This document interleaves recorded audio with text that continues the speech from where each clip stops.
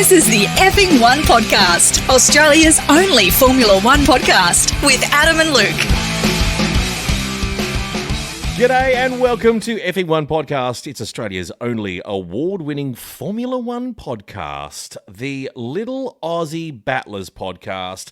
For the F1 fan who's too lazy to search for a slightly better podcast and too tired and cranky to last through an entertaining one. Yep, if you like your Formula One podcast a little lewd, a little blue, a little rough around the edges, and love watching two slightly overweight middle-aged men get dressed up or dressed down whenever the mood is right, then either there's something very wrong with you, or this is the mildly amusing podcast you've been searching for.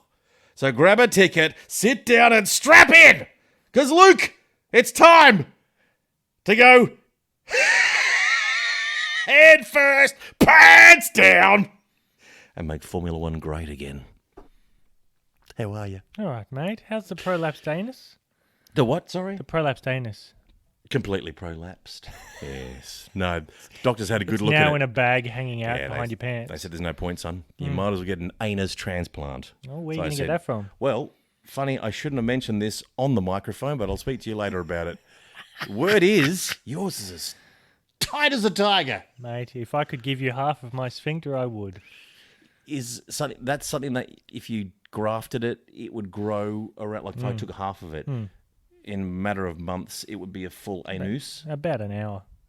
It's a fast-growing anus. It's a fast, rapidly replenishing anus. I've had to give mine a Pete a few times. Oh, Pete.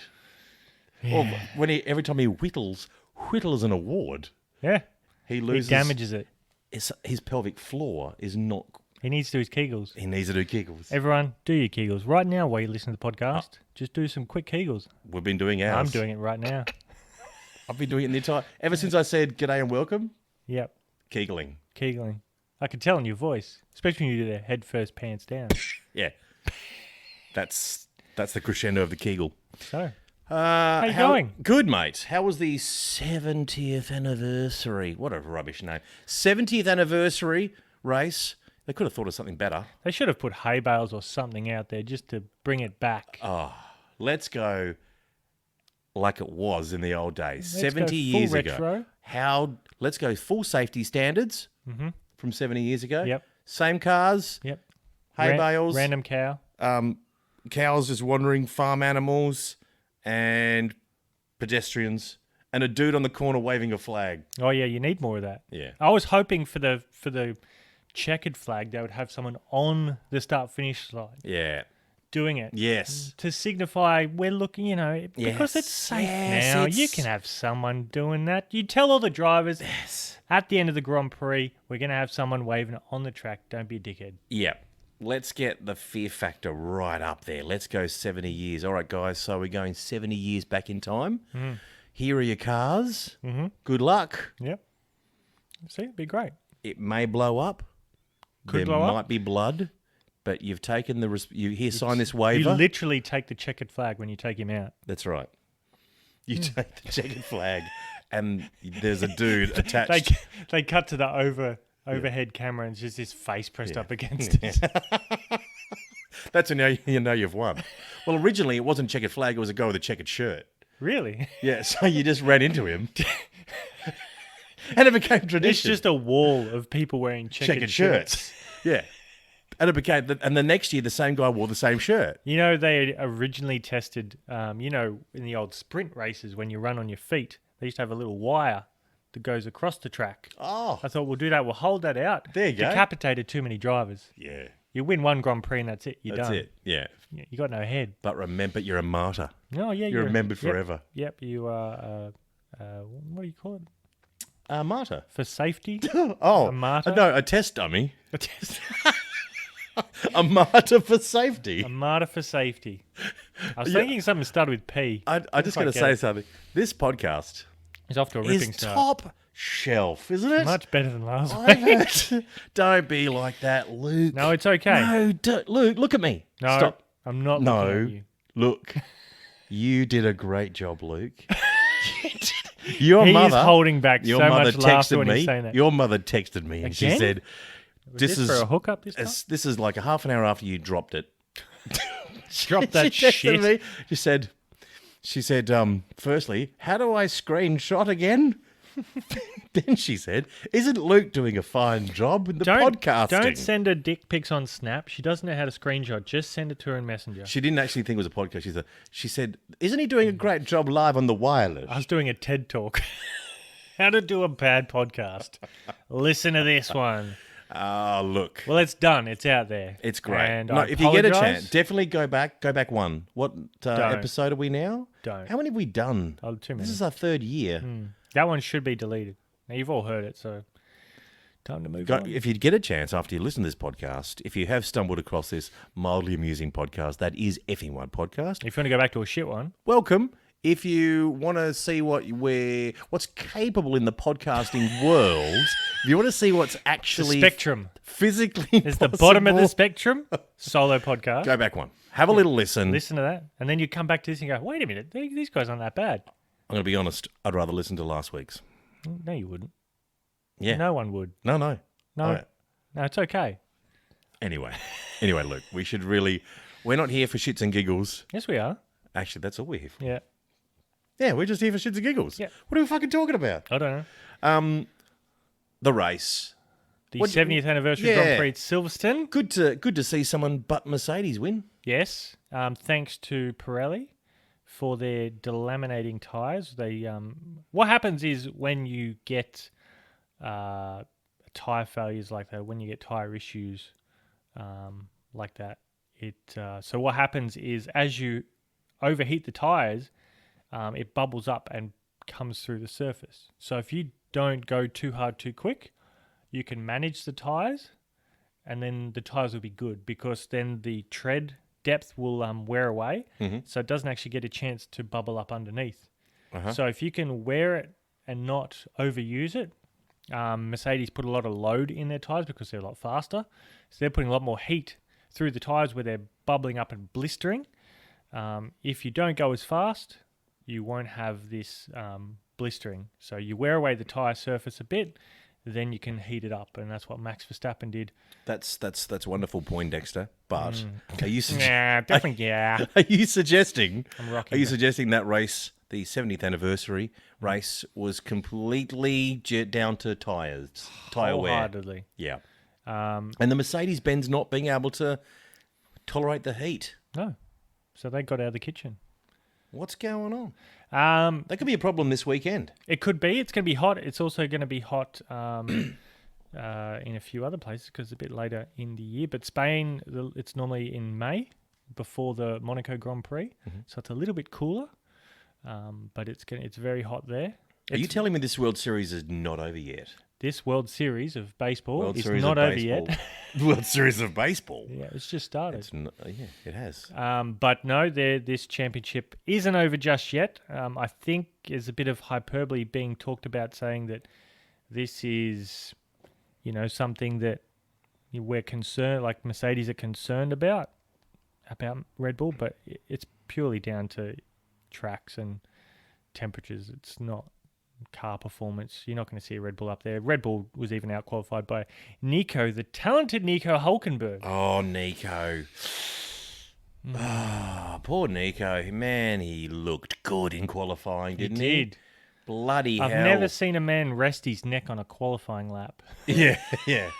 That must hurt, like not being in a car for just, 6 months? And then you're jumping in a Formula One and car. you're not jumping in like an Austrian Grand Prix or something that's quite mediocre. You're going into straight to the big time, the neck. Yep, through maggots back at some of the fast corners at Silverstone.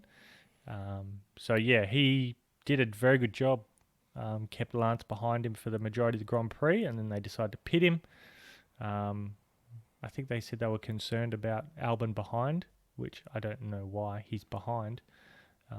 But Nico said after the race that he had quite bad blistering on his tyres, so he didn't think that they would last. So they came in anyway.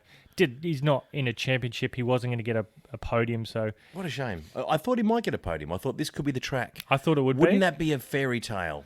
But the pace of the Force India just could not keep up. No. Did I say Force India? Racing Point. Racing Point. Yep. So they weren't going to keep up. Old habits, Luke. Old habits. Yeah. Yeah. And that's okay. Yeah. We like old habits. We do. They die hard. They do. So very interesting Grand Prix for tyre strategy because it all went a softer tyre for the last race, and there was massive concerns where the tyres were lasting. Like there wasn't tyre blow-ups like the first British Grand Prix. So they all held together. They just had to pit more and just be mindful of. But you look at Red Bull; they did it to an absolute T with Max Verstappen. Yep. At one point saying he was catching the Mercedes and the team were like, hey, let's not overuse the tyres. He's like, I'm not going to drive around like a grandma behind these guys. I think that's exact words that he used. And he didn't. They pitted. He put out a lead and did a very, very good job to win the race. Took advantage. That's Yeah. what Red Bull do. They took advantage of the fact that Mercedes have shitty tyres in the heat. And Dan, can we speak very briefly about Dan? Because he qualified beautifully. In the practice sessions, I think at one stage he was third fastest, and then he was fourth, and he qualified fifth. Did a great job in quali. Brilliant. Interesting that he did his first lap on the mediums, if you like Paul di Resta. So the mediums did a great job for him in he was quite comfortable with them, and other teams put on the softs for the last bit because the softs weren't lasting for a whole lap, but people were still putting in faster laps.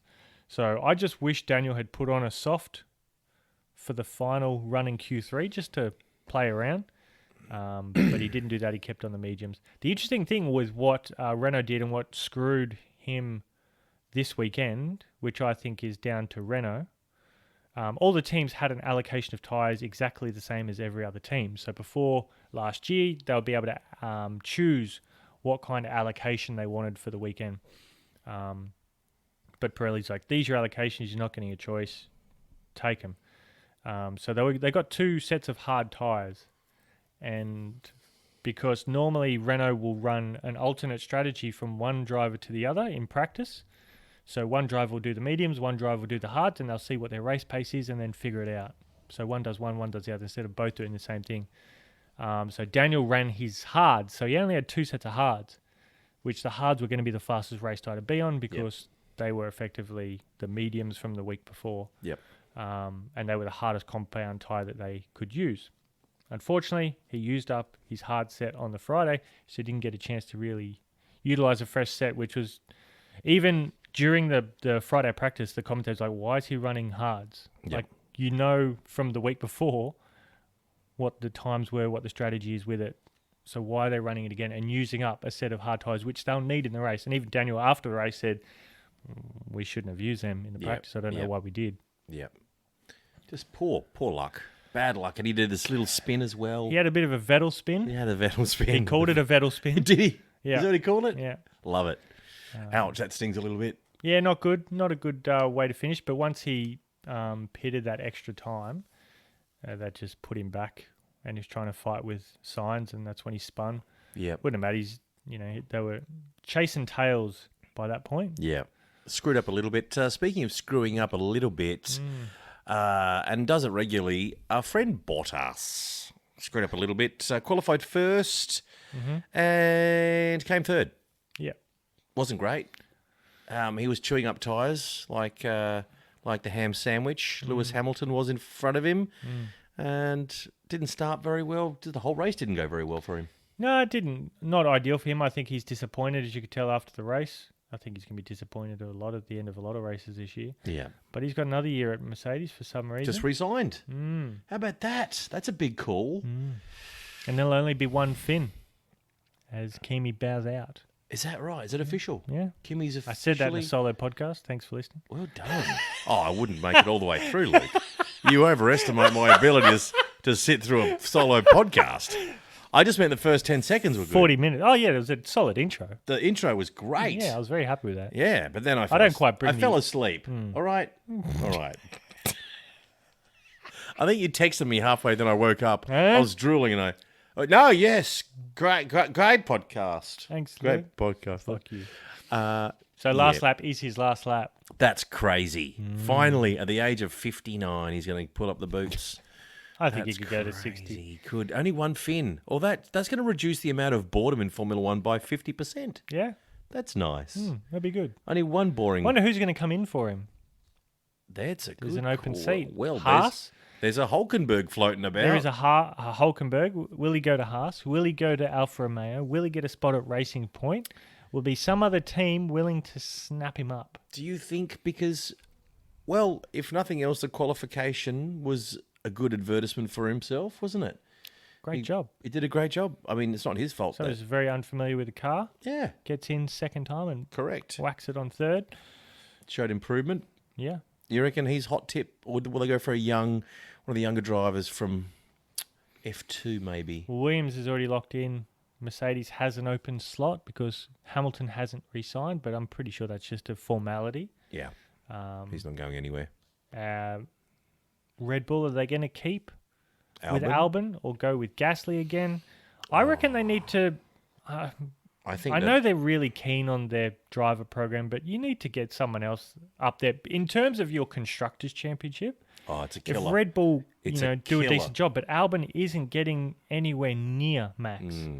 He's doing a lot of recovery drives from poor qualifying. He's a solid driver, and he should have had 2 podiums, maybe even a win in Austria, if it wasn't for Lewis taking him out. Racist. But there's, I think they need another driver, whether it's a Magnussen, whether it's a Nico Hulkenberg. Don't give me that Magnussen nonsense. You know who's getting a call up from Red Bull? From Christian? Dan. They're calling Dan up again. They call him. Dan just lets it go to voicemail. Yeah. It's going straight to voicemail. Sorry, Christian. No. They do need someone else, though. I do like Albon. I just wish he was faster. So I don't think Red Bull is the threat to Mercedes. I think with heat and hot conditions, that will definitely be a thing. Vettel's getting a new chassis this weekend. Now, this isn't uncommon for Sebastian when he's a little bit further behind his teammate. He blames it on the chassis. He blames it on a chassis. He did it at Red Bull Racing with Mark Webber, which you don't rate Mark Webber. Even I go, Mark Webber. That's not true, Luke. That's not true. I rate Mark Webber as much as you can rate a driver that comes second to Sebastian, which we've now proven is pretty hard to be slower than Sebastian. He's lost his touch. He was very good, but there was Mark Webber won in, I think it was 2010. He won the Spanish Grand Prix, won the Monaco Grand Prix, and Sebastian's like, what's going on? So Red Bull Racing actually said, we found something wrong with the chassis. They told Sebastian that. So mentally, Sebastian's like, that's the reason why he beat me. Is it was that because the chassis happened. Like there was something wrong with the chassis. So the next race, he was given a new chassis. There was nothing wrong with the other old chassis. Placebo effect. And it worked. It 100% worked Yeah, because wow. Mark Webber... It's cured. Mark Webber had him in that year in 2010. He had the wood on him. And Mark was leading the championship as well. And he wrote it in one of his books. I think it was Up Front. That's actually what happened. They lied to Sebastian and said they found something. There was nothing wrong with the chassis. But they gave him the mentality like, it's not me, it's the car. It was the car. Everything's fine now. Yeah, so it's interesting that they're giving him a new chassis this weekend, if that'll spark his mentality. Isn't that interesting? Yeah. Mind games is everything. You need confidence when you drive in these cars. You think Antonio's... Oh yes, yeah. It's a new chassis, yeah. Bibbidi bobbidi Yeah, boopidi. bibbidi bobbidi boobidi. Yeah. So, it Interesting. could give him a spark. It's worked before. One thing Sebastian does need, Luke, and that's a bit of spark. He needs good old 250 volts right up the old clacker. Hi, Although, diddle diddle. fear he might enjoy that too much. I think you would. Moving on. So Renault, not very impressed. You weren't very impressed with Renault's performance? Nah. Ocon got solid 4 points in 8th position. He just sort of didn't have to pit very often, did he? Pitted less. Well, he started on the hards. So that was a better tyre, obviously. I'm surprised that the Mercedes didn't qualify Q2 on the hards like Max did. Yeah. It was odd because they clearly have the pace. Well, you would think they would at least split the tactics, have one of them qualifying the hards. My favourite tactics are the orange ones. Yes, tasty. But if you see Red Bull out there with hards, Surely you could bring I'd put a hard Bottas on. in. I'd definitely get a hard on. Yes, you do. I've got one right now. This podcast always gets you going, Luke. Yep. It sure does. That's why I always insist that you wear the F1 podcast codpiece. the trouser pants. Yeah, the codpiece trouser pants. If you hear a ding, that's my metal codpiece, and I've just had an erection. It's a great custom-made piece of equipment. Yeah. Essential when you're podcasting. Pete did all the measurements, the necessary measurements. Hand whittled by Pete. Hand whittled. The F1 podcast codpiece. Yep. It's must-wearing when you're listening to this podcast. It was odd to have your housemate measure your downstairs area, and I had to measure it while soft and had to measure it while hard. So there's He helped you with room both. to move. Yeah. Oh, he didn't help me. No. Just as soon as he got touching around there, it just If you sparked up interest. If you wouldn't mind, sir, just popping in the room, sir. Get yourself hard, sir. Come back, I'll measure you up, sir. Oh, we can get a codpiece to fit that, sir. And Quite a lovely package you've got there, sir. Oh, you've got quite warm hands. Thank you, young man. and the good thing is this is available. The codpiece is available online. We're Yes, actually it is. we're manufacturing them right now. Yep. We're just waiting for the shipment to come in from India. Yep. Perfectly designed. Yep. And custom made to your measurements. All you need to do is give us your measurements. Yep. Email them in. Yep. To Adam Ifland. Better still, why not put them on the socials? Put them up there on the socials so everyone can see them. Let us know. Let us know, and we'll custom make you an F1 podcast listening codpiece. And we'll even make you an F1 podcast cock ring. Just Yep. to keep Just you to- keep you hard while you measure. Keep it hard. Because who wants to last an entire podcast fully? Yep. So when you listen to us, we want you to be wearing. You need to be comfortable when you've got a full erection. That's right. That's where the F1 podcast codpiece Comes in. comes into its. Full glory. This is the most ridiculous thing ever. How do we get there? Stop that. Who knows? Luke, what is wrong with you? One solo podcast. I get that and question suddenly you're every all day, about whether it's from family or co-workers. Are you they wearing go, a codpiece? What's wrong? Yes. No. What's wrong with you? I thought you meant that you're always turning up to like dinners with your mum with a full erection. I got a bar up for the family. Luke, can you please put the codpiece on again? You're not going to get me at Before we- 50% for a family do. I'll be full upright. Would anyone like to cut the lamb? It's more aerodynamic. Think about it. That's true. Yeah.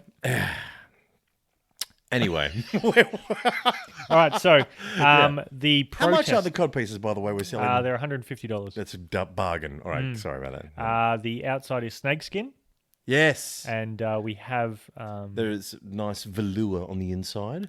baby alpaca fur on the edges. That's an extra, though. Yeah. That's an extra. Yeah, that's the, Yeah, you the have top to- of the line. There's different. There's an economy, a middle class. What's in the economy? I think it's just Velcro. So it can be a bit itchy. Yeah. It's not great. No. So because it hooks with your pubes Yeah, there's a lot of fuck. Oh, Jesus. when you take it off. Yeah, So I just suggest keeping them on. I think so. And you can put inserts in there if you do have can put the inserts? occasional incident. Yeah, this absorbent Yeah. layer of sphagnum. Similar to our old giggle catcher that we did for Mother's Day. Yes. Well, that's where the inspiration came from. We use a lot of the same materials. We sourced the same materials from the giggle catcher. When you get a good manufacturer in India, you got to use them. The giggle catcher, just refresh very quickly the giggle catcher, which is still available at every good FE1 podcast online store. Is our Mother's Day special. That's right. The giggle catcher. We've now got the giggle catcher Pro. It now carries an extra 2 litres of bodily fluids. Yeah. If you really can't be fucked going to the bathroom, because the giggle catcher is more for just like the occasional, Laugh. where something just squeezes its way out. When you hear something funny and you just burst out with laughter, but then, Little oh bit of- dear, something just Yeah. eked out. There's a bit of liquid downstairs. I'm going to get my giggle on. Yes. And you can with confidence thanks to the giggle catcher. But now the giggle catcher Pro, you can be listening to a podcast and urinating at the same time. Absolutely knowing there's no wetting leakage. yourself. Yep. Absolutely on the floor in hysterics. Yep. Absorbent. Just spraying everywhere. Yep. We And- actually use this technology that they used to wipe up oil spills and getting oil off endangered species. Well, NASA has actually have asked us for the recipe. We're not giving them the patent. No, but they want to use it for Mars. The trip to Really? Mars. Yeah, when we put men on and women on Mars. Mainly women. Hopefully women. Because men are for Mars. Men are from Women are Mars. Venus. Women, you can fuck off to Mars. It's where all the men are. But that's great. Yeah, so thank you, NASA. We'll get back to you on that one with the that technology. Gee, we really took a side note there, didn't we? Things got a little silly. With us? No. No. So I want to talk about the protesting. Protesting. Yep. Let's talk protesting. We're not talking about Black Lives Matter. We're talking about the protest of Racing Point. Got it right that time. And their copycat, or they're called Tracing Point by some pundits in the Twitter sphere.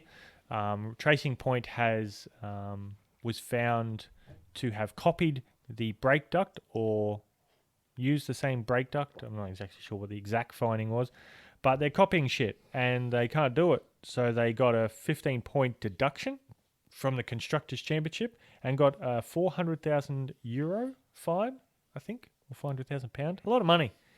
Fine. So Racing Point are appealing it because they're like, fuck off, we didn't do anything wrong. I think that was their official statement. And then there was Renault and I think it was Ferrari have also come out and said, we're appealing it because it's not harsh enough. Okay. Why can they continue to race with the same illegal parts that were deemed illegal before? Right. Initially, McLaren and Williams also joined in and said, we're going to go with them. Right. With the Ferrari and Renault protest, but they pulled out. They've gone, you know what? We think enough is enough. What's been done. We got a call from Toto and we're pulling out. Yeah. So the McLaren team will have Mercedes engines next year. And A bit of politics. Williams has the Mercedes engines already. So I think Mercedes put a bit of a thumb on them and going, hey guys, we're kind of involved in this. So if you want to just back the fuck off. Shut your mouth. Don't do what you want to do. So that's why it's up to Renault and Ferrari. But no one's suggesting that Mercedes are at fault for passing on plans. No. Or allowing them to copy. Yeah. So I'm not sure why Mercedes would be so coy about it. I don't understand that. Racing Point was saying that they got the part delivered from Mercedes with the uprights, but it happened in January 20-something, and it was technically before. It was left in a paper bag at the front door. Yep. They rang the bell, walked off. Not twice. Just happened to find Just it. And Daddy Stroll came out and he had a stern video message for the world that they're not cheats. We won't deal. We won't handle. We did nothing wrong. Wow. He kind of sounds like he was dropped on his head as a child. Doesn't sound very smart. He's got a lot of money, so obviously there's some smarts there, but... Well, you don't have to be smart to inherit money. That's true. There's a lot of that around, mate. There is. Wealth begets wealth. But, he made a point that, we did nothing wrong. We're going to fight this and clear our name. But I'm like, if it's dealt with, it's dealt with. Ferrari, it's ironic that Ferrari go, no, this penalty isn't harsh enough when they had an engine that was clearly breaking regulations, and then FIA's gone, we can't really find evidence of it, but then all of a sudden the Ferrari engines aren't as good as they were, and all the other teams like, what the fuck? Even Toto said, well, that's bullshit. Yeah. That, all of a sudden they're not producing the horsepower that they used to since this finding. So clearly Ferrari were doing the wrong. FIA decided not to punish them. But yet Ferrari still had the backbone to protest. Yeah, and if I was Tracing Point, I would also say, hey, let's relook at this. Yeah, let's go back last year and re-protest. Yeah. With Ferrari. Everyone just needs to move the fuck on. Get on with it on track. And if you want to copy a piece from Red Bull, fucking ask them for it. If you want to copy a piece from Mercedes, send some money to them and they'll give you a brown paper bag with a... Yes. But really, it's a brake duct. Who gives a shit? I think they had 7 or 8 different brake ducts last year, so yeah. I think everyone needs to move the fuck on. It's not really that important. Let's get on with it. And look, they're not doing very well anyway. And Ferrari, they're not even winning. If Racing Point, they're not even getting podiums. Even if Racing Point had a different brake duct, they're still going to beat you. Let's start complaining when they're winning. Yeah, Right, moving on. How did the Ferraris go, Luke? Not very well. Charles did well. Sebastian, I think, is still lapping around Silverstone trying to finish the race. Going on with Sebastian? I don't know, but we'll talk to him soon and find out. Oh, I'm looking we're going to have forward to that. Sebastian Vettel, four-time world champion, on this little Aussie knockabout podcast, Luke. Who else gets that kind of star-studded lineup? No one. No other podcast. You might get a TV crew to get an interview with him, but other than that, It's amazing. yeah. We're going to speak to him very shortly. very shortly. Fantastic. What else you got for us? Max was a bit of a joker getting on to the radio again, reminding his team to drink water to stay Max hydrated. has a sense of humour. He does. That's crazy. For a Dutchman, that's very rare. Very weird. Well done to you, Max. Yeah, Congratulations. good job there. But at the start, I watched some of the highlights again and again, just to brush up for the podcast to see what good. happened. Because there's a lot of stuff that happens during the race that's missed by the TV director. So, lap one, Nicholas Latifi and George Russell had a really good battle, side by side through a few corners, and really giving each other room and respecting each other. And it was a good little battle Before George wiped the floor with him. before George ran away. I can't wait to see him in a Mercedes, but I'm going to have to wait another year, aren't I? Interesting thing also that came out this week is that they interviewed, I think Ross Brawn, the former Mercedes boss, used to be the boss of Ferrari, now as part of Formula One and their technical side of things. He's a boss of the technical side of Formula One. He wrote an article saying that the interesting thing was if Lewis Hamilton didn't sign for Mercedes, that they were going to sign Nico Hülkenberg next. So can you imagine the amount of podiums that boy would have scored if Hamilton didn't sign? Oh, wow, the amount of bad luck that has just gone Hulkenberg's way. Imagine hearing that. You were next. Don't tell me. I don't think I want to know. Oh, you asshole. I don't want to know. Don't tell me that. Imagine you were the next in line. You're next in line to the throne. That's pretty much what it is. Is George thinking that right now? Everyone's talking about him in a Mercedes-Benz. got He to- may not go there. He will. He You knows he hope. has to get in the car, so he's just sitting patiently waiting. He's at the deli counter. He's got his ticket. He's got just his waiting tickets. for his He's number to be waiting. called. Number 2. Yep. Oh, jeez. Oh, well, is he waiting for Bottas or is he waiting for Hamilton to leave? gotta Maybe be there'll be a Bottas.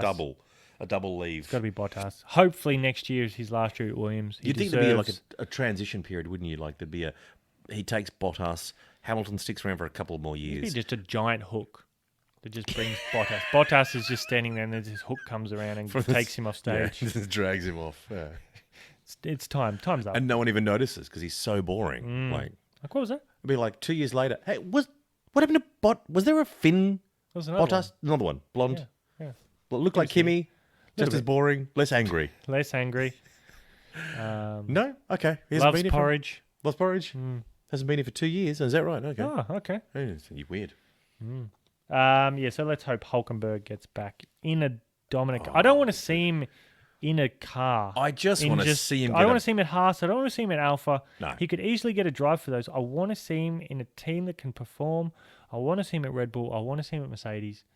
I don't want to see him anywhere else. Well, But he I did don't- get his ass whipped by Daniel Yeah, Ricciardo I was last going year. to say we don't need to see him in a top team because we know he's not going to be as good as the other driver. It proves how good Daniel is. It does. But Daniel also got handed to him last time as a Red Bull by Max. So you've got to show how good Whoa! Max is as well. Take it easy. Do we have to go through this again? Do we have to go through the facts? Facts matter, Luke. The facts. Facts matter. Let's go to the fax machine. Let's take a look before Daniel. Let's go back in time. I hate to be a broken record, but who was? No, you don't. Who was leading head to head before Dan signed with Renault? I don't know. Yeah, Dan was. And guess what happened after he signed with Renault, Luke? What happened? He wasn't allowed to finish in front of Max for the rest of the season How because of all the technical problems that he had. Okay. Very Maybe technical. that's just a theory, maybe a conspiracy, but it is very convenient. I haven't got the X-Files music ready to play. I'm sorry. Let me just say, Dan was beating Max before he signed with Renault. Okay, the rest is history. Moving right Moving along. on. What else did they talk about? Oh, they're going to ban the engine quali mode. So Good. when in quali, the top teams will turn their engine up. Mercedes, everyone will turn their engine up because they're giving it full beans. And you can't give an engine full beans for too long or else it will expire. So they sort of I think it's like 6 or 8 times that they can use this over a weekend. Right. That's how much they'll allow the drivers to do it. Like, yep, we're safe to do one now. You can use it. Can't we just get rid of it altogether?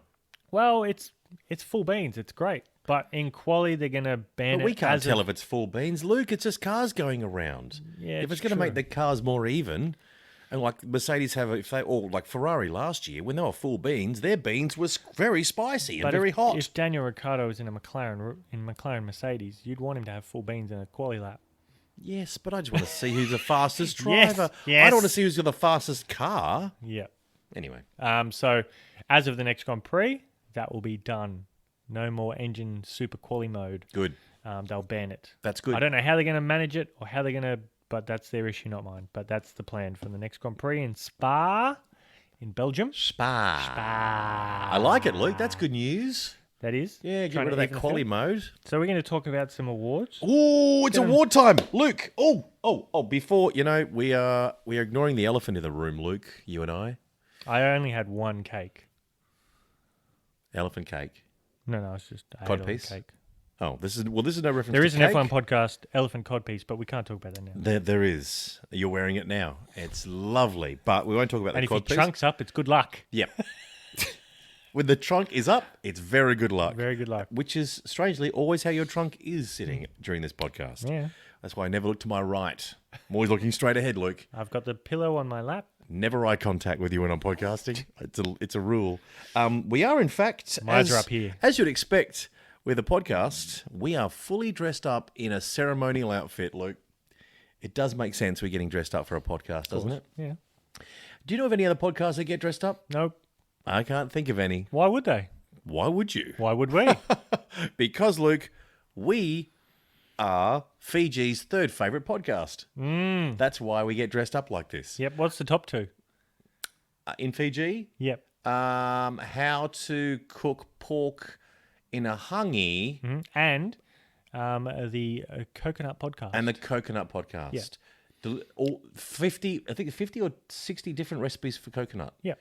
How many ways can you enjoy coconut? And the sounds of the coconut. That's also in there because it's very important for the podcast. And fair's fair.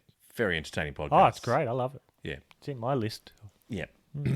Check them out. Check them out. Well, for this podcast... After us. we have decided, because it makes sense on a podcast, to dress up. And we are wearing the outfit, the native outfit of the next race, which is Spain, which we're going to talk about very, very shortly. I probably should have done this after we wrapped up the awards for the 70th anniversary race, but that's fine. I've jumped ahead a little bit. Fuck it, it was a shit race. I'm wearing this costume, Luke, and I feel like I should talk about it. Let's talk about it. We are wearing our Spanish conquistadores outfits. Okay. The exact replicas that the Spanish conquistadors wore when they jumped in those big wooden boats and went down to South America and stole all the gold. Oh, yeah. And we've got the pointy hats. That's why those South Americans speak Spanish, thanks to us. Yeah. The conquistadors. Conquistadors.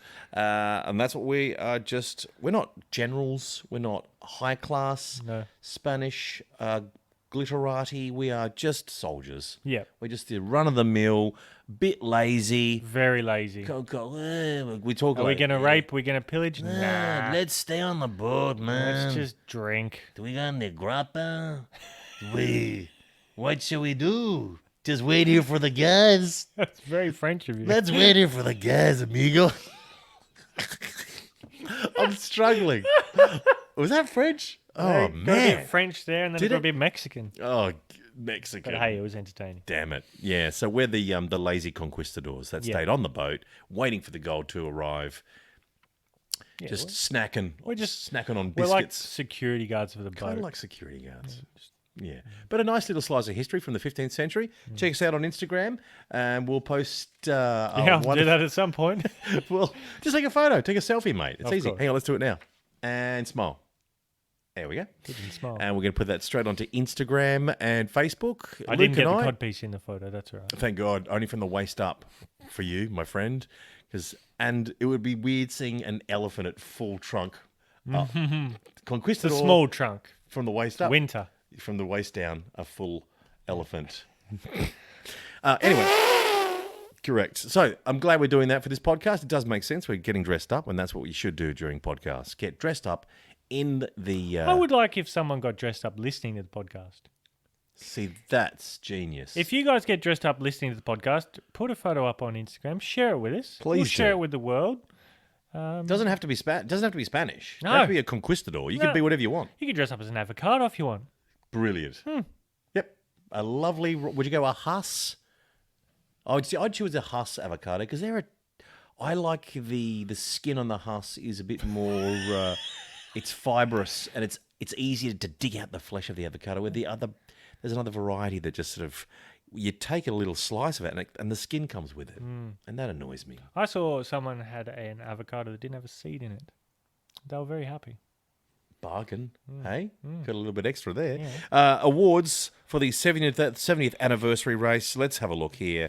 The first award is the Green Award. The Green Award for global emissions footprint, the limited footprint. Who was looking after the environment out there, Luke? Well, the first retirement of the race was Kevin Magnussen. And you want him in a bloody Red Bull? No. Don't want to see him in a Red Bull. Yes, we do. No. Yes, we do. We want to see him get argy-bargy with Max.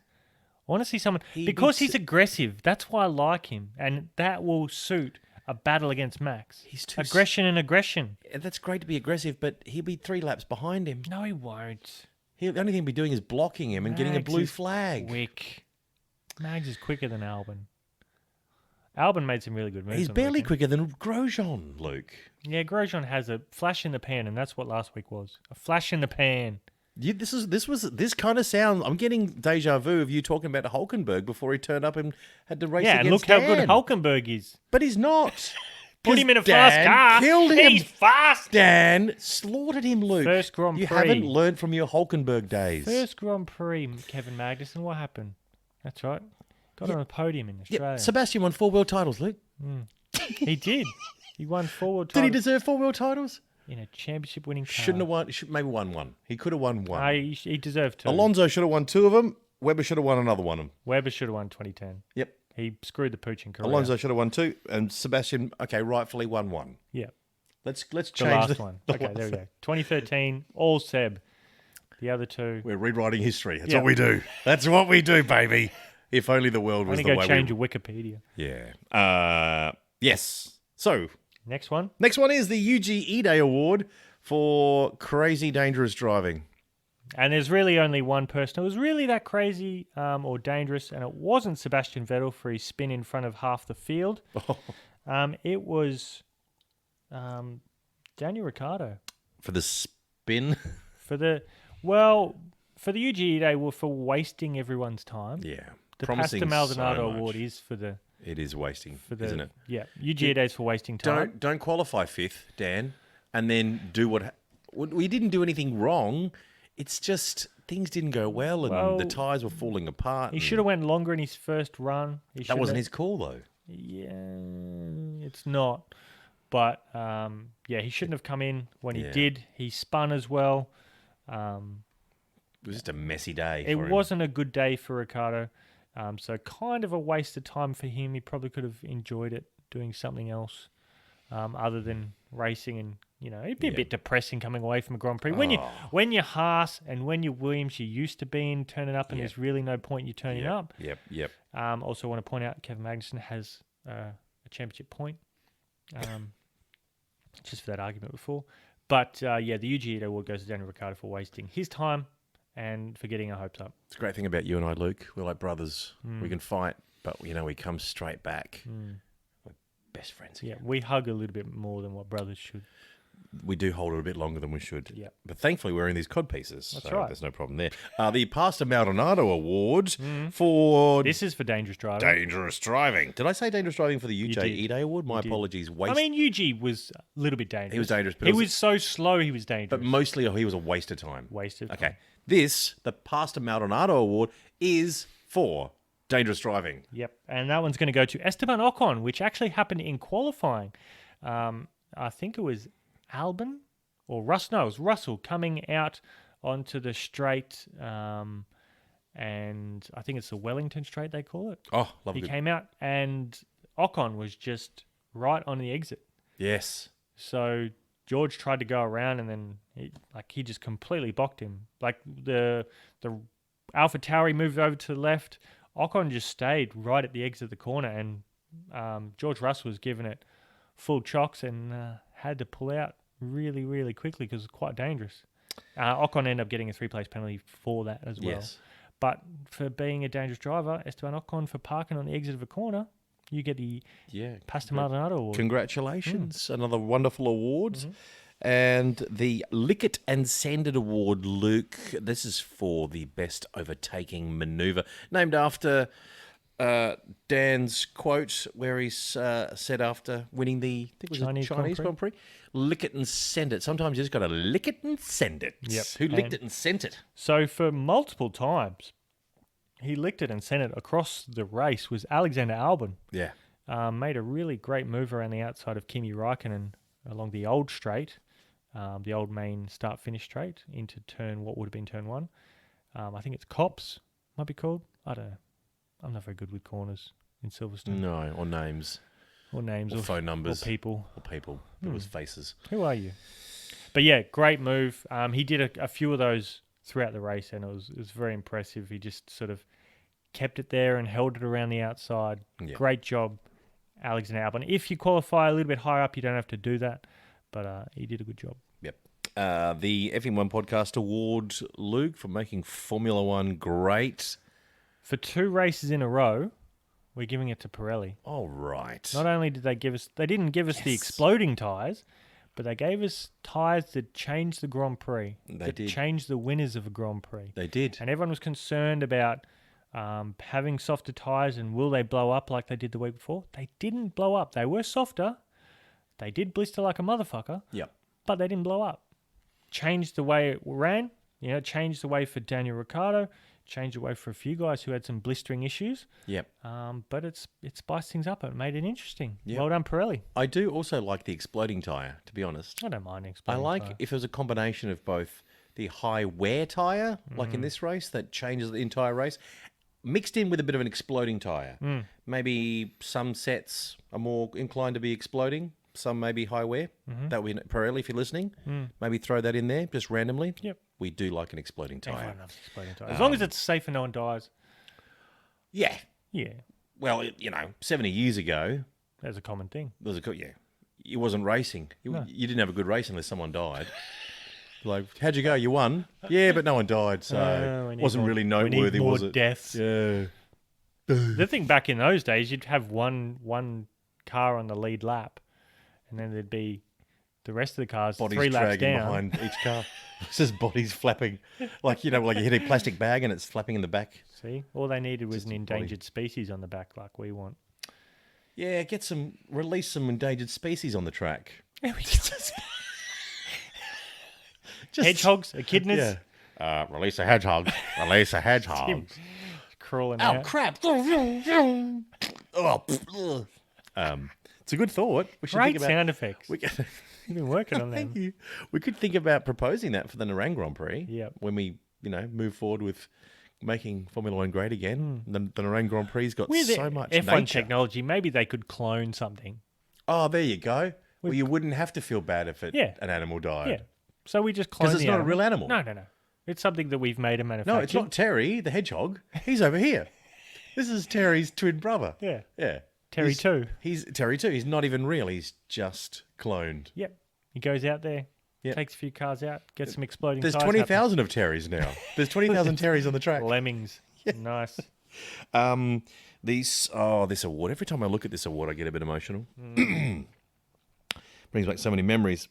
The Speckled Jim Award. The Speckled Jim Medal. I was actually talking about Speckled Jim today. Were you? Just in conversation? Yep. Oh. Got me a little bit teary. How did that come up?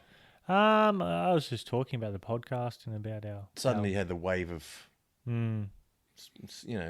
depression. No, it's not depression. It's fond memories. Fond memories, 127 fights, 126 losses. Yep.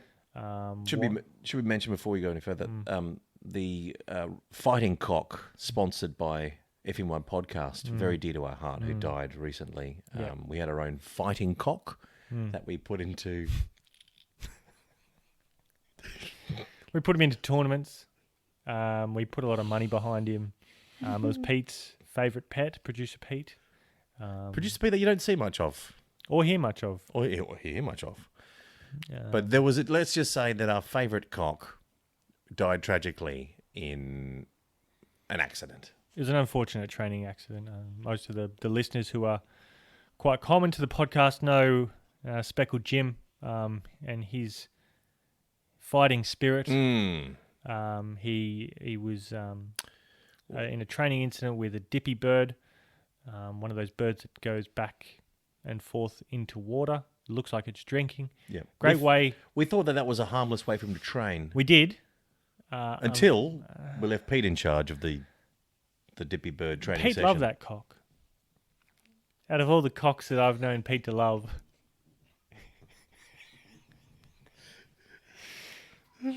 he loved that little guy. Oh my gosh! As much as he had a dicky knee and a crooked neck. Yep. And a 20-0 fight record. 126 and 1. 6-1. Yep. That one was bird died of natural causes in the ring, so technically he won. It tripped over itself and impaled itself with its own beak. But still technically a win for. And then accidentally he walked on top of it like some kind of victory thing. Yeah. With his. Well, he couldn't. He was lost. He was a bit. Every time he's in there, he looked lost. Accidentally stood on him and won. He's constantly punch drunk. Our fighting cock. So, yeah, it got me all emotional talking about him today. Yeah. And, that's good memories, good times. He is our mascot, and we remember him. We remember him fondly, very fondly. And the best way to remember him is as the Speckled Jim medal. Oh, I thought you were going to say by putting some batter around him and deep frying him, because we did do that. We did do that. We did cook him up after. It was tragic. We're very upset. He was pulverized and tenderized, so it would be a wasteful. He would have wanted it. Yeah. There was, after the ceremony, the funeral, and we carried his little we carried his little casket. So, still so fresh. We carried his casket to the kitchen. We brought out the. You went to the cupboard. He loved the French national anthem. He did. He loved the French anthem. We played it for him. Beautiful. Oh God! And then I think you went to the cupboard and you got some of that deep frying powder that you did, and you prepared and you deboned him and cut him up into little bits and put some batter around the little fella. And we put some honey on him. It was delicious. Anyway. He's always giving. What a delicious cock. What a giving cock. What a delicious giving cock. Anyway, back to the award. That's just for those who have just joined us for the very first. If you have stumbled across this podcast, Uninitiated. accidentally stumbled across this, searching for no apologies this week. Something else, and you've decided to stick this far into this podcast, unlikely as that may be, that you would have lasted this long to find out about this award. That is the history of the Speckled Jim Medal that we award to the reverse. So the top three It's drivers. the top. Oh, sorry. Top three drivers. That's It's the been term. you've had a week off. Sorry, I was thinking of the Turd Award. I know. I'm getting confused. The top three drivers. So I dish out 3 votes, depending on performance, who I deemed noteworthy and showing a fighting cock spirit like Speckled Jim does. Yep. It's not for someone who just goes out and wins a Grand Prix easily. No. These are for people who fight and battle. Yep. And who occasionally eat. Who don't mind flapping their cock around. And there's the person who flapped his cock around the most during the Grand Prix was Mad Max Verstappen. Yes, he did. He gets 3 votes. He whipped that cock out and he flapped it. He even mentioned Grandma. Yep. Which is very nice. And she was always been very keen on the cock. Oh, she loved the cock. Oh my God, did she love a cock? Bent, straight, didn't matter. She loved the cock. U-shaped, didn't matter. Yep. Circumcised, uncircumcised. In the field. Grandma. You think about how many times his grandma took in the cock. Second World War. Didn't matter. In the fields. Dutch cock everywhere. Everywhere you go. 2 votes for the man making his Grand Prix return officially, the talented Nico Hulkenberg. I thought we dropped the talented part of his name. Nope. Okay. Clearly, he got third in qualifying. That is very good. He's a talent. So he gets 2 points. He drove a really good race and showed that fighting spirit that Speckle Jim would be proud of. And the final vote goes to a man who just seems to be punching well above the car's weight. And that's the chosen one, the bad boy of Ferrari, Charles Leclerc. The man who breaches COVID regulations for his own personal fun in Monaco. Yep. But he manages to get it done. He's pushing that car into territory it really doesn't deserve to be. Oh, no.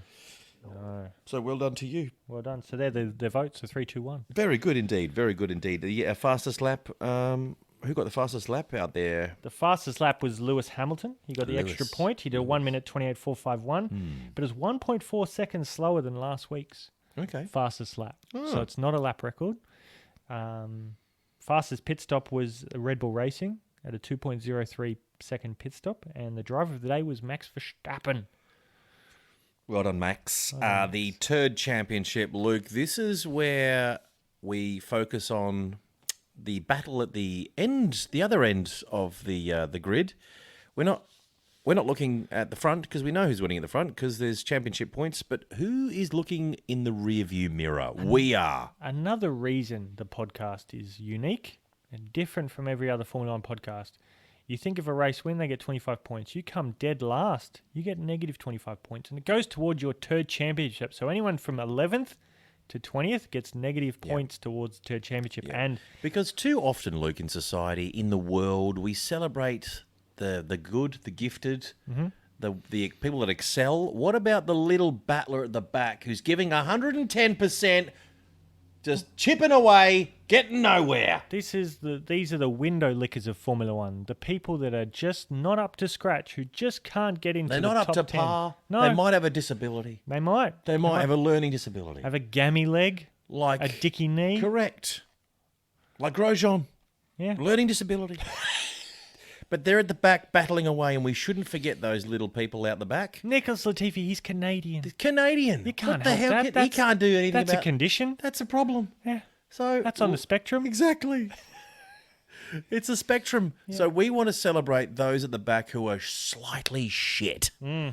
So this is a big trophy. Who is the shittest driver in the park this week, Luke? So the Turd Championship, so the top, there's a tie for the top. You don't see that in the normal championship. No, you don't. You do not. There's a tie.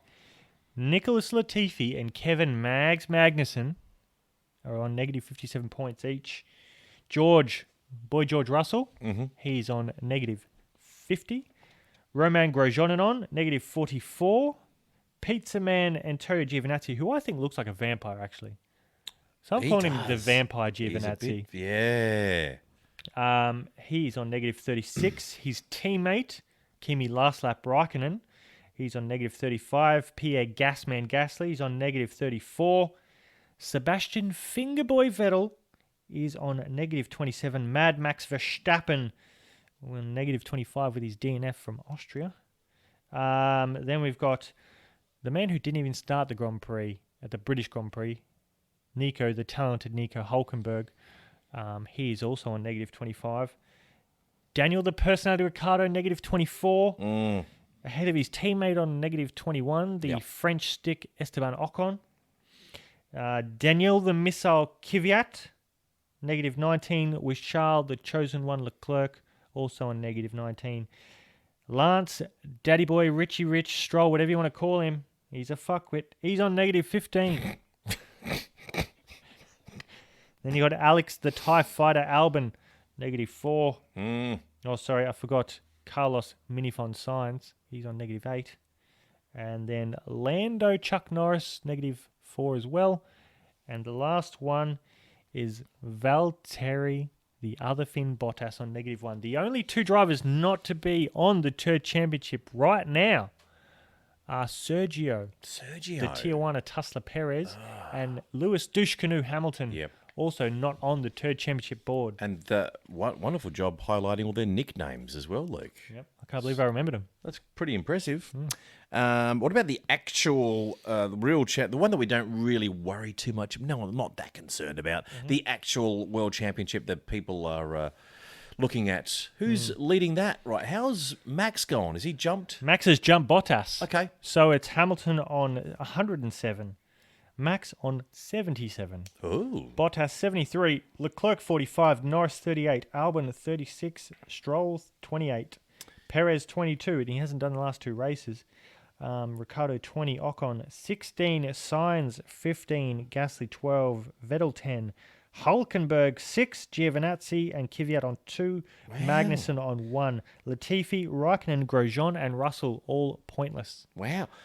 Which is pretty much how they are, just pointless. So Max is only 30 points behind Lewis.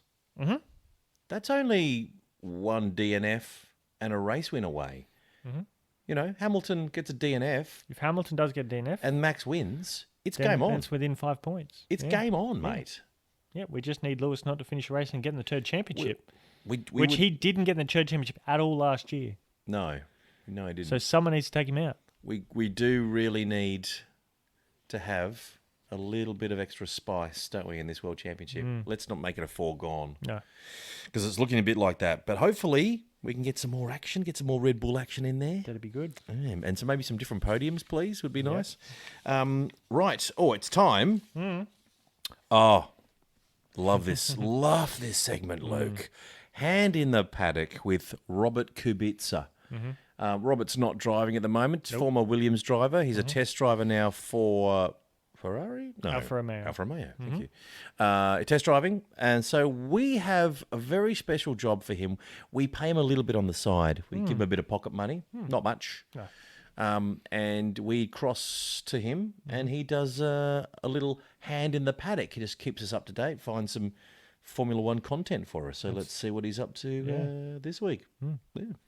Boy, hello, fellas. Robert. It's me, Robert Kubica. Nice to see you, Robert. Yes. We missed you last week.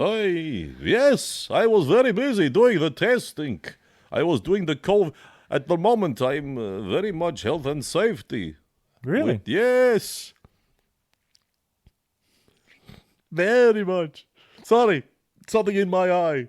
Ouch. Don't use that hand. That's No. that's your testing hand. No, I can't. Oh, no. Now have stink eye. Oh, great. Now I've got the stink eye. Look, the only way to do the testing of the COVID to make it 100% accurate, like we say in Poland. Yeah, we have lots of Russian technology coming across the border, and they are very good with the vaccine. Yeah. You know the new vaccine that the Russians... I did not know there was a Yes, vaccine. we haven't done any testing, but it doesn't matter. Really? Yes, the Russians don't test. They say, hey, we've come up with a vaccine. I believe in Russia, if you have any symptoms of COVID, they just shoot you. Therefore, you're not a statistic. That is correct. That is the vaccine. Well done, look. You know the Russian very well. So, yes. So I've been testing, and Yes. today... So you did a lot of testing on Sergio Perez. I was in Tijuana. I had to fly to Tijuana. I had the mask, and I went to Tijuana. We sat by the pool, and I said, hey, Sergio, are you ready for your test? And he said something like...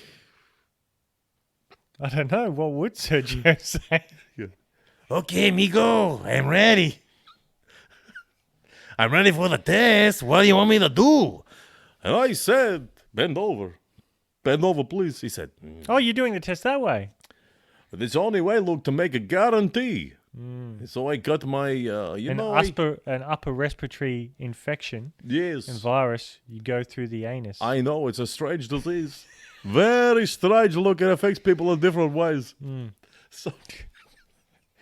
This has been proven to be 100% accurate, okay? I trust you. Do you want me to test you? No, thank you. Do you have a cough? No. Do you feel unwell? No, I'm Do you have a actually sniffly doing nose? quite great. Okay. Yeah. I am one. Oh, no. Look. Are you? No. No. No, keep that finger away. Okay. You know that I have an arm that is not so great.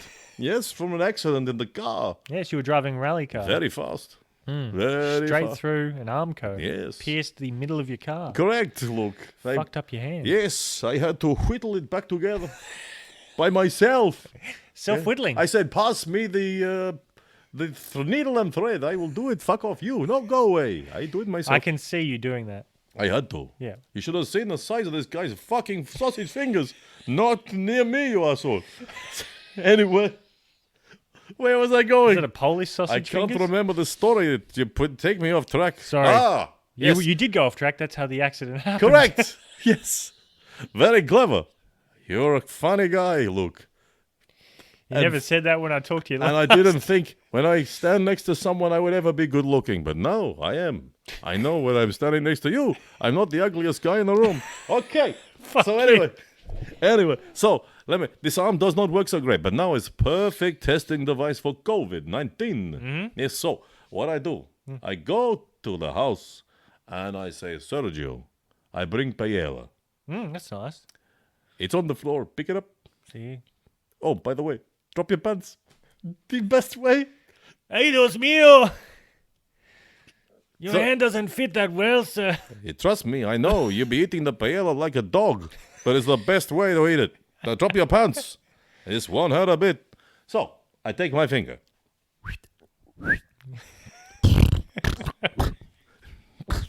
I rummage around a while.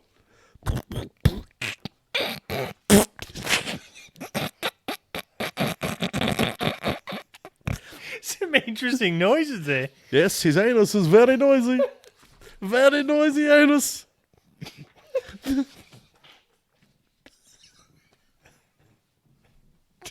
Then I take my finger out. I smell. I lick. Yes. Negative. You're free to drive. And then So he's free to drive this weekend? yes, that's why. Great news. I had to test. You sure you need to test a couple of times? You can't just take to one. make sure. Yes, look. Yeah. You can't just do the one reading. Yeah. You need to do numerous Now, I'm readings. surprised you don't use a glove. No, I don't need. I just went. Yep, I did 5 tests on my 5 finger, and you are clear to go. Well, one came out a little bit positive, but 4 negative, 1 positive. You're free to drive. You're free. Fine. You're welcome. You're welcome. I say, Bratches, Thanks, Carrie, you're thanks welcome. for your insight and your hand in the paddock. You're most welcome, I'll fellas. see you next time. I would wave, but You just Yes. give me the finger. yes, and it smells. I need to wash my hands. Good I get it, a wet wipe for the finger, please. Okay, bye. That was Robert Kubica. Wow. Hand in the paddock. Love that segment. Oh, he's so in depth. God, he's Literally. Elbow deep. Yeah. He would have been the perfect replacement for me last week to podcast with you. Would have been nice. If only he... He does talk a lot about probing. Yeah. It would be a bit tasteless after a while, wouldn't it? Speaking of tasteless, Sebastian. Let's get on to Sebastian. Let's. This is weird that we've got these back to back. We've got 2 of the biggest names in Formula One. I can't believe how this podcast managed to get such big names on it. I don't know either. Robert Kubica, 4-time world champion Sebastian Vettel. Yep. Unbelievable. And he knows how you think about him. That's why you don't talk to him. That's true. I'm never. He's a bit thing. He likes you. He doesn't really like me very much. But understandable. your influence in the paddock cannot be underestimated, Luke. Yeah. I'm so influential, I can't be in the paddock. I have to stand outside it. Your It's phone just too much when is I'm in there. constantly being like drivers, people, officials, Yep. pit crew, Media. constantly media texting you, informing you. You're Yep. the most knowledgeable person. Go in Formula away, One. leave us alone, Yeah. stop calling us. Stop. Yeah. Yeah. Yeah. We've blocked you on Twitter. Yeah. All that sort of. Yeah. So let's speak to Sebastian. He's on hold, and I think he might be in. Is he trackside? He's about to go trackside. He's about trackside. Yep, he's just about to get in the car. I think I can see there's someone with him. Oh yeah. Hi guys, it's me, Sebastian Vettel, 4-time world champion. Sorry, Sebastian, were you in the middle of something? Oh, yeah, sorry. Sorry, just hang on 1 second. I just have to. I was a bit busy. I've got this. Have you guys met Robert Kubica? He's such a great guy. We do catch up occasionally. Have you tried? He's got this thing with his finger. Oh, Jesus Christ. It is the greatest. Hang But on, he's wait. testing for COVID, isn't he? Oh, yeah. Yeah, sure, whatever. Yeah, it's COVID, doing some COVID testing. Hang on, let me just. Hey, back there. What are you doing? Don't worry. This will only take a second. All right. Are you ready? Oh God, Jesus. Yeah, I'm ready. Oh God. Well, there I go. There it is. Wow. You're in it. Can you see it? Yep. Yep. Deep inside me. That was That fantastic. goes. So, ask me anything you want. Look, I'm here for you to the F. What is his name of this podcast again? I can never remember. It's the Effing One Nah, podcast. I don't fucking care. I don't F1 podcast. I don't care. Thanks. I don't fucking care. I was in Ibiza just the other day. I was just doing some great stuff on the beach, lying on the pebbles, and with the guys. The pebbles. Yeah, the pebbles. Oh, Just okay. yeah. It was the accent. I couldn't quite pick it up. So you're about to head out for practice 2. Yeah, I'm very excited about the race. I really. You've got a new chassis. Yeah, do you like it? So there was something wrong with your previous chassis? Yeah, they said it was really, really different, really bad. So Yeah. I went, "Hey guys, I can't drive this car. This is a different car to the one you're giving to the clerkies. So I want the same. I want the upgraded, new, brand new chassis, please." And they said, "Yeah, sure. Yeah, we've been hiding this from you the whole time. So it's brand new. So now you've got a brand new shit. That's exciting. Yeah, now so it's gonna be super fast. So you're going to be a little bit quicker this weekend? I think Is that the plan? Uber fast. Uber fast. Yeah, sure. I think I'm gonna be so fast. It's gonna wrap your little legs around it. Oh. I think I'm gonna be so. I think I'm gonna be top 3. Spanish Grand Prix. You've driven this track many, many times, testing and races over the years. Yeah. You've won here, I think. Have you won here? Yeah, I've won here many times. Many times. Against Mark Webber. Mark, every time I say his name, I laugh a little bit. It's the only guy I've ever beaten a racing car. But he's such a great driver. Oh, wow, look, he's just so great. He is a great driver, a great man, a great Such a ambassador nice- for Australia. Deceptively tall, really tall guy. yeah. Hung like a fucking horse. Really? Gigantic cock. Oh my God. Smells like a big one. How do you know? I've Yeah. seen it in the dressing room once. Sure, yeah, whatever. Yeah, so I'm just super excited, guys, and I'm very my lucky effing Van cod piece in the car. Are you wearing it? Yeah, You got it. Yeah, thanks so much for the sending in the express post. Really groovy. Yeah. So I'm going to wear this. I'm just looking at the screen now, and I can see Bottas doing the little oopsie daisies. Yeah, he's a little bit upsy daisy this weekend. How do you think you go? Do you think you'll get on the podium? Do you think you'll get on the top 6? Oh, me? Yes, Oh, you. fuck no. No. I drive a Ferrari. Okay. I just feel sorry for Carlos. I might leave a little bag of shit in the car when I leave. A little note saying, "Hey, yeah, guess what, dickhead? You chose the wrong car. You're here forever. This is a piece of shit." Okay, guys, so I gotta go. Gotta get my Auschwitz bleached before I jump into car tradition. Thanks for your time, I like to Sebastian, get as my always. Auschwitz bleached. Good luck. I might get a clonic. Just flash me. Can take a couple Yeah, of Robert kids. can help you out with that. Yeah, he's very good. Thorough. She's hey, Robert. I think I might be positive. And that was Sebastian Vettel, 4-time world champion. On the Skype machine. On the Skype machine. That was fun. He's not well. He's really He not needs well. to is see he? someone. Wow. Let's have a look at the tipping results, Luke, from the 70th anniversary. How are we going? We've got an ongoing tipping competition with our online friends Yep. on the socials. We sure and do. We are tipping the inter-team rivalries. Yep. That so you tip either Hamilton or Bottas, you get points, and we have an ongoing tally. Who is winning that tally at the moment, Luke? Pete. What? Pete. Producer Pete. Producer Pete's winning by a couple of points. Jesus. But you and I are dead tied. You scored a couple of points back Really? last week. You went with Grosjean. Yes. I went with double mags, and Yep. that's where you got the points. Everything else was pretty same. Okay. You went for double Raikkonen. I went for Giovinazzi. Giovinazzi got a better qualifying. Raikkonen got a better race, Yep. which I did actually say in the podcast that I think Raikkonen could have a better race, but I'll stick with Giovinazzi. So I lost 2 points with the double Magnussen. Thanks, Mags. Yeah, so- What's the tally? You and I are on 50. How far are we behind Pete? Pete's on like 53. Mm. Sorry. We're That's on not far. 65. Pete's on 68. I was looking at last week. Okay, we're in 3 behind. Yeah, we can. Hey, it's this is- closable. This We is just have gettable. to Very gettable. Give him some misleading information about what's happening in Formula One, and he'll get it wrong. Absolutely. And you can get involved as well. Jump on the socials Yep. and put your tips in. Who you Check out think the Twitter. Yeah, check out the Twitter. And who's going to beat who's going to be the winner of the teammate battle? Each team, 10 teams, choose a team. You've got the qualifying and the race. So you might think that Hamilton's going to beat Bottas in qualifying, but might be reverse for the race. So you've got those options. So That's right. check them out. Cliff, he forgot to put his tips in. Cliff. Come on, mate. Cliffy, what do we do there? Do we just give him like an average score? No, he is average. You can't just. I mean, he might have been busy. He probably was. Well, I think he lives in Victoria. What so about he's you got... give him? What about you? You give him the lowest score of the round. All right, I'll give him the lowest. That's score. only fair. Yeah. So he's not out of it. Yeah. Because it just takes one little slip up. You're very lucky that Adam is graceful, Well, I think it's only fair. and Cliffy is an avid listener of the podcast. He is. He's been with us for a long time. He has. And he downloads this podcast more than any. Thanks for that, Cliff. Yeah. What have we He got? puts it on and helps him go to sleep. We averaging, 5 downloads a week? One of those 2 of those. is Smushy. Smushy McTransfish. Yeah. Cliff. You'll get the lowest score of the round, Cliff, but you're not out of it, big fella. No. Because the lowest round was quite respectable. You're up there, Kazali.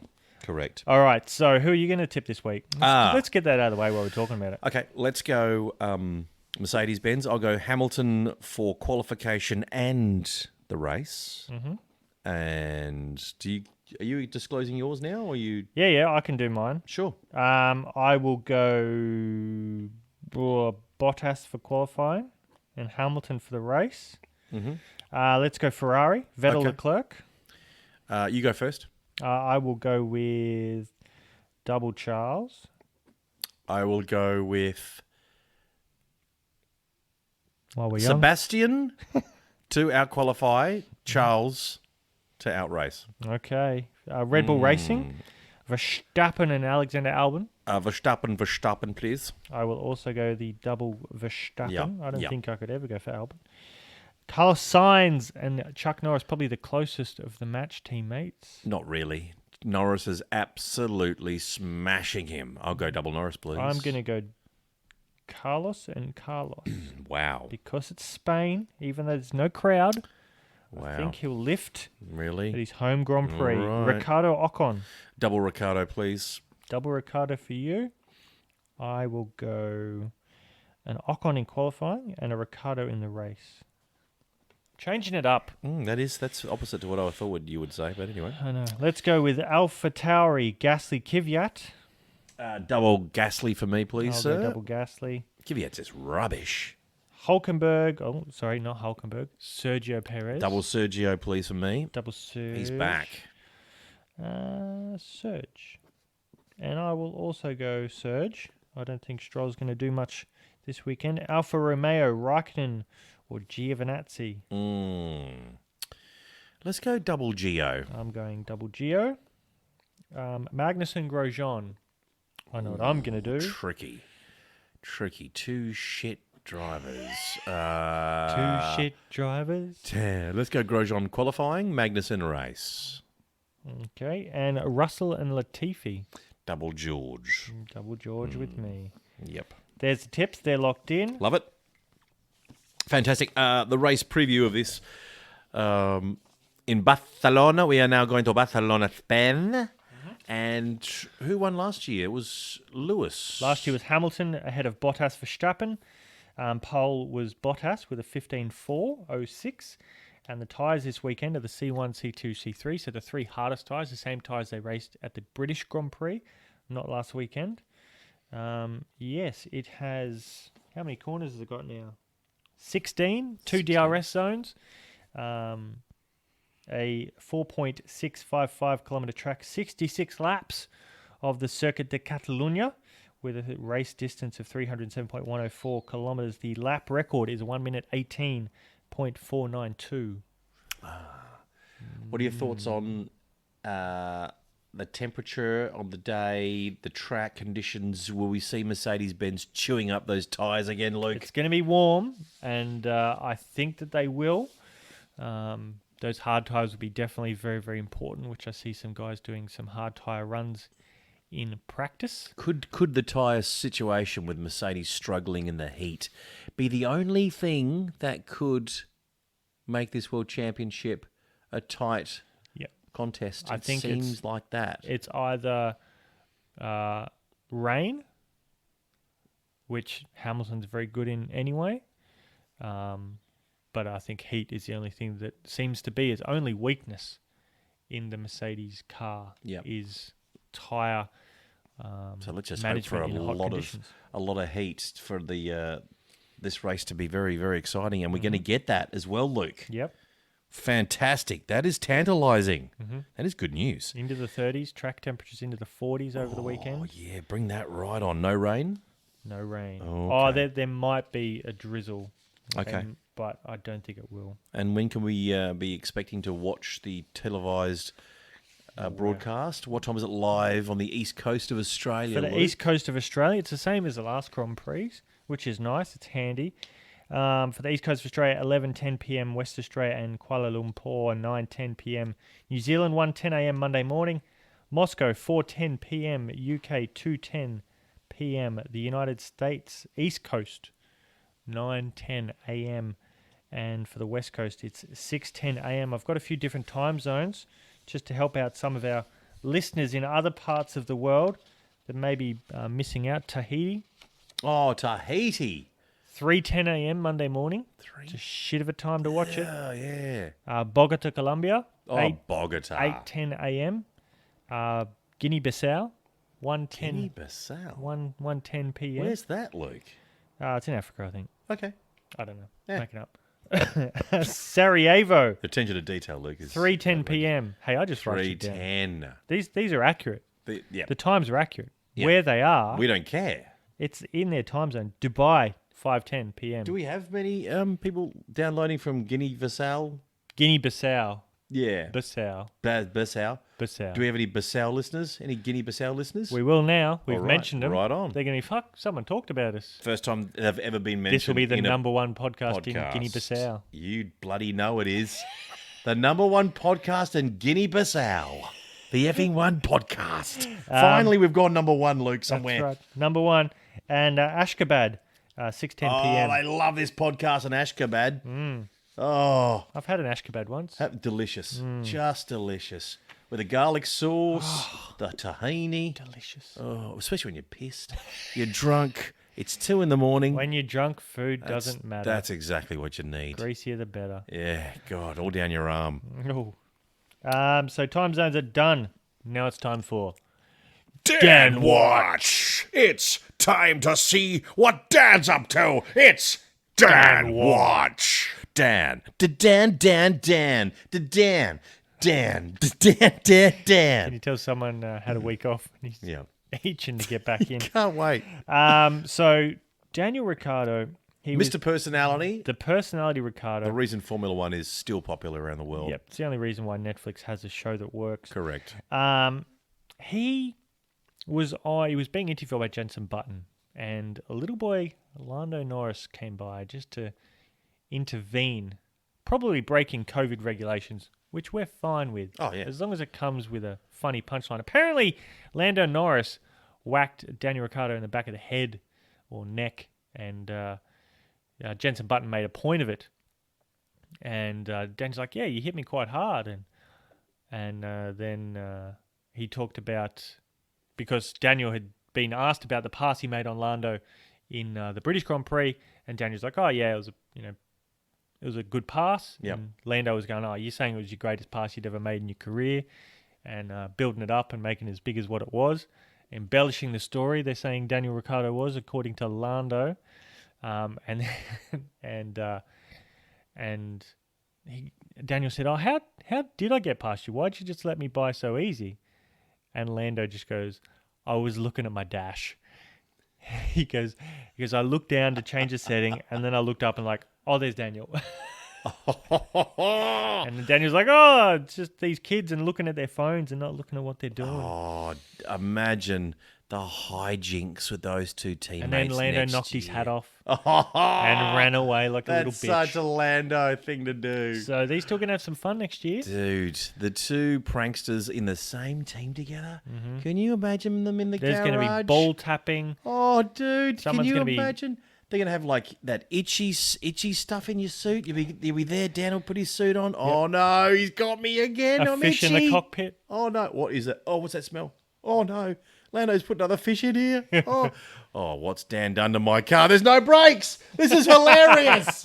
Oh, Can't he's stop. broke the cable again. God, those two. Yeah. I can't wait to get into next year. So it's a good little back and forth between those two. Not very well illustrated by myself, but very funny how those two have a nice little back and forth. Luke, delivery's always been your strong point. You absolutely know how to tell a tale, my friend.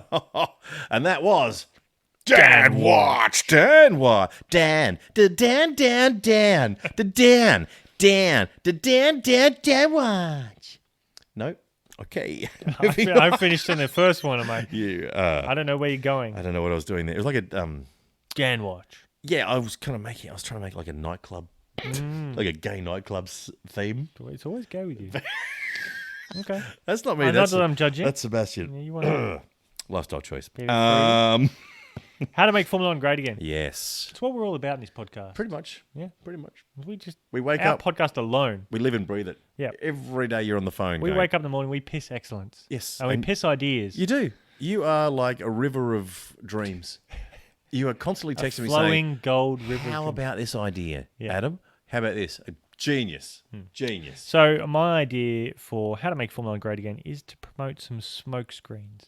It's a bit of Bond ideas. Oh, yes. So when a car's trying to come up behind and great overtake you, just idea. hit a button, smoke screen. They don't know where you are. Oh. Oh, so from the back of the car. Yeah, Genius. yeah. Just to cover your opponent behind you. Oh, that's great. But you only get 3 smoke screens a race. What about a little oil slick? No, that's dangerous. That's silly. It's a great idea. It's a good idea. But a little... What about those power-up cubes? What about bananas? Like- Throwing a banana peel outside. There we go. Mario Brothers. Mario Kart. Yeah. Just get the banana, spin off. I like it. Throwing turtle shells? I like the idea of the turtle. Oh, I love. Oh, yes. Live turtles. Live turtles. Endangered Galapagos turtles. There's no more of them anymore. Oh, not George no. died. Yeah, we killed them all. Final George. George got hit on the track by a very fast Formula One car. Yeah. I like the idea of you triggered something there, Luke. The theme song. Every car has a theme song. Maybe when they go when they go at the start I of don't know the what this lap. has to do with smoke screens, but No, but this is what we do. We just we take ideas and we It's run a with them. flow of It's a knowledge. flow of knowledge. Yeah. Smoke screen, love it, but let's talk about something else. and a theme song. Theme songs. Each driver has a theme song. driver has a theme song. When they Maybe each team has a theme song. Every team has a theme song. We're a little bit shit. We're Williams. We're Williams, we're so shit. We used to be good. We won heaps of championships. Now we're a bit shit. Yeah. Not as shit as last year. Haas can still go very fuck shit. themselves. Racing points are cheats. Da da da da da. But we have Mercedes engines. Yes. So we're doing okay. Genius. Look at Sebastian Vettel. He's a bit gay. He's a bit gay. He takes it in the bum. I mean, I love it. I love the idea. Flows. Yeah, get more. Let's have some music. Music. When we do get crowds back, let's have some music pumping every time Bottas flies past. Which won't happen. We get who's a famous Finnish singer? Oh, Jorgen Hugenwagen. Jorgen. You get Jorgen with a Celtic flow. Celtic flow. The Icelandic flow. The Scottish. The Scottish Highland Finnish dance. Yeah, person. the bagpipes come out. I love that. That's a great idea, Luke. Smoke screens and themed music for each driver. Yeah. Okay, well, that was that. Wrapped up nicely. That's what we do. Making Formula One great again. Always thinking outside the box. That's what we do. We've had some rippers, haven't we, Luke, over Yeah. the years? The reverse parking Can't challenge. remember any of them. Can't remember them. The shopping bag challenge. Yep. Oh, dude. There's Shocking been so mentions. many. Yep, oil slick throwing water bombs onto water the bombs. endangered animals attached to the halos. Yes. So many great So many. ideas. They escaped. There is so many more that we don't remember right now. Yeah, we've forgotten them, but needless to we say, burnt them up all in season 1. we used them all up pretty quick, and we did deliver them, hand deliver them to Liberty Media. But we're going to keep thinking of more things like smoke screens. yeah, And ways to make Formula One interesting. I'm Let's still pitching the free fruit idea. free It's fruit. definitely at the Nerang Grand Prix. Free fruit. I love that. That's a great idea. Everyone should get some free fruit. When Why you- not? As a spectator, Yeah. yeah, Walk in, free fruit. yep. I love eating the native dish of the While host race, qualifying? qualifying on your lap. So we're in Barcelona. Bottas is currently eating paella as he's qualifying. Yeah. I think that's clever. The team qualifying, like the 2-man luge. Two-man luge. Yep. So one driver will go through, then the next driver goes on his lap, Yes. and then you combine the two with your third driver. Which I want to point out, because I did mention it in the previous podcast, when you have, with what happened to Nico Hulkenberg in the British Grand Prix, his car didn't start. Yep. It's fucked. You're out of Yep. the race. Yep. You don't even Yep. get a chance to start. Back in the old days, there used to be a third car. There'd be 3 cars in the pit lane, and there would be a T car, so that would be their spare car. So if there's red flag within the first 2 laps, they'd restart the race. You could jump in the other car Yep. and go. Yep. It may be set up for Sergio Perez or set up for Lance Stroll or whatever it was, but you get a chance to actually compete in the race. You get all the drivers into the Grand Prix. And I think they need to bring spare cars back. That's a great They have idea. enough spares there to That's a make another great car. idea. Yes. So if they have a spare, say if someone crashes, put them out in the T car, they continue to run, continue to get data. They've got enough parts to build 2 more cars. So if you have the spare car going, Nico Hulkenberg races in the British Grand I Prix. love it. And if anyone has any incidents or something like that, they can get back out there. You're maximizing your track time. The only bugaboo would be, listen, if they're taking a new engine, Yep. then they're taking a new engine. Right. Like Right. it's a new engine, so they need to take it. They still have the old one. If it's not damaged, they can use that one in another Grand Prix. But I think they should bring the spare cars back. And they're not making the sport's not getting more expensive because you've already got that spare car there. That's It's not like exactly you're right. having to, Yeah. buy another car. You're not. It's brilliant. Yeah. And you're going to fill out the track. I mean, you're going to have 30 cars on the grid. Yeah, you could. How good is that? Yeah. Chunk a whole lot of young drivers in there. Be a lot more crashes. Yep. Chuck some females in there. Jamie Chadwick, she's a very good female driver. Get some Tatiana girls in there. Calderon. Yes. Get some chicks in there. Get some old people out there. Get some old people. Get Mario some, Andretti, get him out there. some classic drivers. Classic Formula One Producer drivers. Pete, he'd be a great addition to the Very fast on a go-kart track. very fast. One of the best spinners I've ever seen. Very, very Sebastian. Oh yes. Very, very Yeah, Sebastian. especially with his COVID testing. Yes. Loves a COVID test He like just Sebastian backs does. into Oh, good Lord. Loves his bikes. Never seen someone push into a COVID test like Pete does. Oh, Is jeez. that rain? I think it's pouring outside, Luke. Pete's saying yes. It's That's pouring. Pete's input. Yeah, He's here. He wants to close the window. It's absolutely belting down at your He says it's fine. your beautiful palatial residence. It's quite nice. Luke. Very nice. Yeah. It's beautiful. Thanks for inviting me up. What are we doing next? We have got to. What we're going to do is we're going to do Fuck, Marry, Kill. We're about to wrap this baby up. Yeah. Let's wrap it up. Because it's been fun.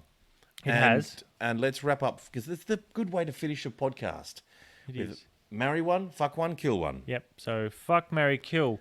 So I've got 3 world leaders for you. Oh, so We're going outside of Formula Oh, One. we're venturing outside Because I Formula just One. want to see where your head's at. Okay. So All right. Kim Jong Un, Yes. Australian Prime Minister Scott Morrison, Uh-huh. and Donald Trump. You need to fuck one, marry one, kill one. Ah. Go. All right. Who am I going to marry out of that? Oh, this is a pickle. It is. I'm in a real pickle. I want to shoot all 3 of them. But I think just for sheer entertainment, I'm going to fuck Kim just to hear him really squeal because he's going to make some unusual sounds. I want to know if it's I like... reckon he's going to be someone who has nipple clamps on. Yeah. I'm so lonely. I think, yep, let's We are fuck going to be him. murdered by someone from North Korea. Yes, we are. And I'm going to... Oh, God. This is really hard. I'll shoot Donald. Okay. And you're going to Because I marry just kind of... Why would you marry that guy? Scott Morrison. Yeah. The Okay. Australian Prime Minister. Yeah. Okay. Look, either way, it's a lose-lose. It's a lose-lose situation. I would kill Scott Morrison. Okay. I don't have any beef against him. No. But I just But you're going to think, kill him anyway. yeah. I got to choose one. So out of the only 3 dickheads, you're going to shoot that guy. I'm going to shoot Scott Morrison. All right. Okay. I'm going to fuck Donald Trump Oh, I want to see how that sounds. because I am going to destroy him. Yeah. And the noises hit me. Oh, God. This is the best sex ever. Oh, God, this is the greatest. The best ass pounding I've ever had. Oh, Melania. That's right. Oh, Melania, give it to me. Oh. She fucks him with a strap on. Come on. She does it. All right. So I'd fuck him, Yep. and then he can go back to doing his job. Yep. And I'd marry Kim Jong Un. I think Kim he looks a bit of a Jong. cuddler. He's a bit chubby. Yes. Yeah, I think he'd have a giggle every now and then. There's a lot of sleep-ins. Yeah. A lot of cuddle time. You wouldn't have to do much. And let's be honest. He's a dictator. Yeah, and he'd have a little dictator, wouldn't he? He wouldn't be doing much. His energy levels are low. He's not in the cardiovascular, no. so you're not going to be expecting a lot of humpy pumpy with him. No. It's just a lot of cuddling and just patting him on the head and telling him everything's going to be all right. I think you've nailed it. I think you've nailed it. I kind of regret my decisions now, but well done, Luke. Don't worry, they'll regret it too. Fuck, marry, kill. You nailed it. And thank you to Mrs. Luke Oh, Mum. for the lovely spread. Look at this. Look at this food that she's brought today. It's a Spanish. I always find it weird when you mention my mum and spread. Mm. It's a bit off-putting. It's a bit off-putting. But she has a lovely spread a that she beautiful has spread. delivered today. What have we got? We've got some chorizo sausage, lovely Yep. Spanish sausage. Paella. Yeah, Mum loves the Spanish sausage. We've got paella, Churros. churros. Yeah. Oh my gosh, some gambas. What's Gambas, another? What's a soup? prawns. Gazpacho? Oh, gazpacho, cold Yeah. soup, delicious. Wow. Great She job, goes to a Mum. lot of effort. Thank you very much, Mrs. Luke. And thank you to Luke Thank you, Adam. for having me over today. You're welcome anytime. And sorry I wasn't here last time. Apologise to them, not me. Nobody wants, they don't care. All they want is you, Luke. Let's be honest. Every podcast needs a little bit more Luke in it. They don't need more.